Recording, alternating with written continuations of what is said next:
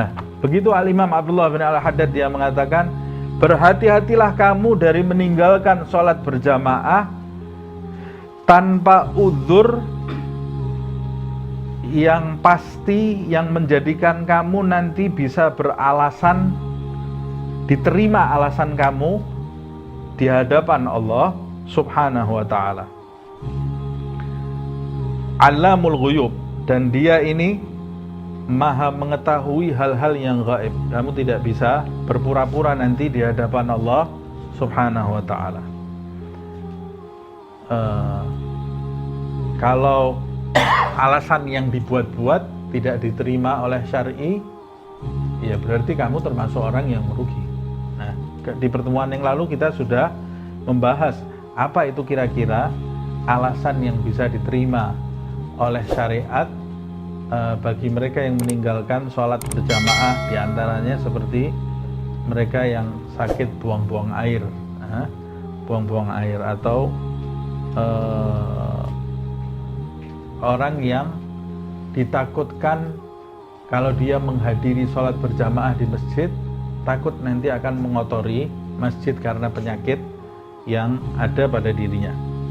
Wa in badalakal qu'ud fi baitika li amrin ra'aita fihi khairan wa salahan laka fi dinin aw dunya fakhruj ilal masjid aw ghatis salawat litusalliha fi jamaah.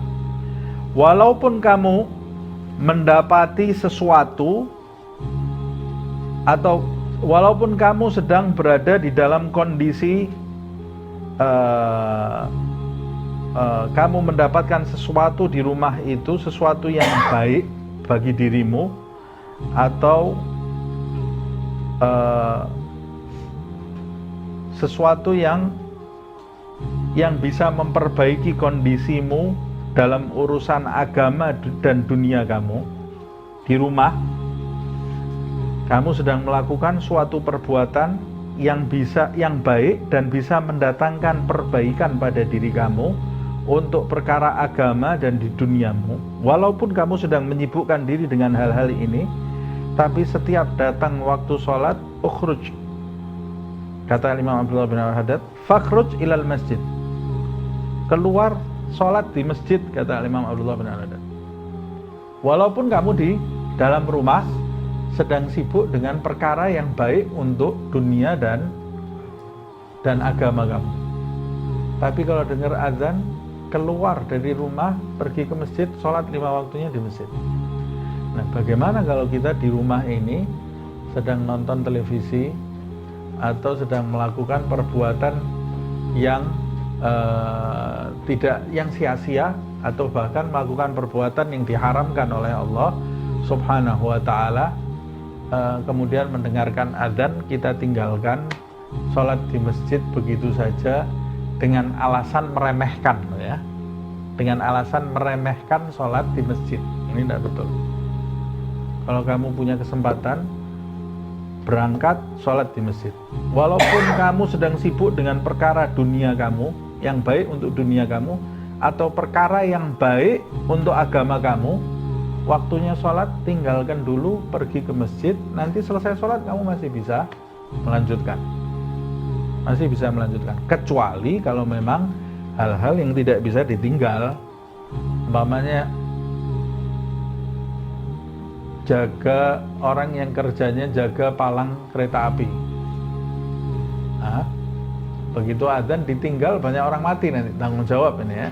Atau seorang dokter sedang membedah pasiennya, operasi, dengar azan, tutup dulu, sholat dulu, pergi ke masjid, mati semua pasiennya nanti, ya.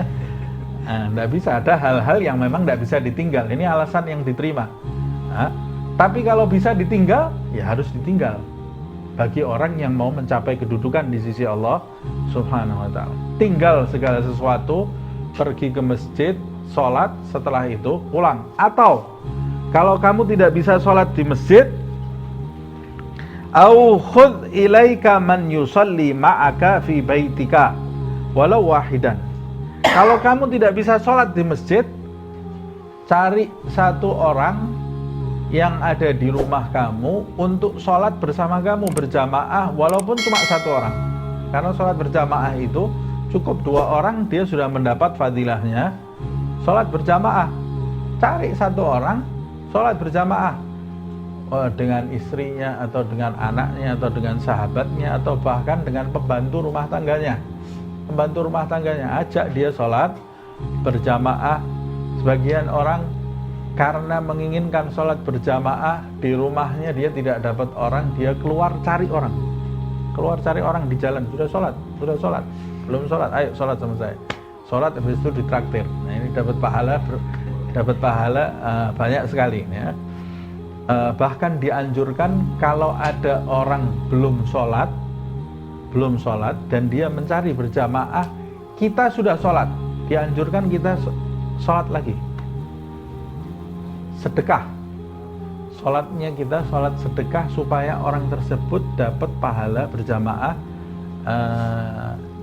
Niat kita apa? Niatnya ya sholat seperti biasa.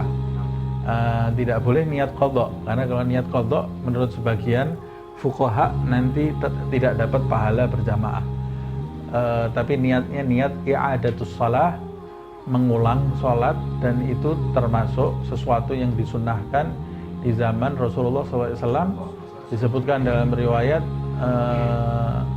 salah satu sahabat Nabi Ibn Abbas, Abdullah Ibn Abbas, dia itu seringkali sholat isya bersama Rasulullah SAW, kemudian pulang kembali ke kampungnya, sampai di kampungnya dia sholat isya lagi bersama penduduk di kampungnya, dan dia yang jadi imam. Padahal dia sudah sholat bersama Rasulullah SAW. Jadi i'adatus shalah itu termasuk disunahkan.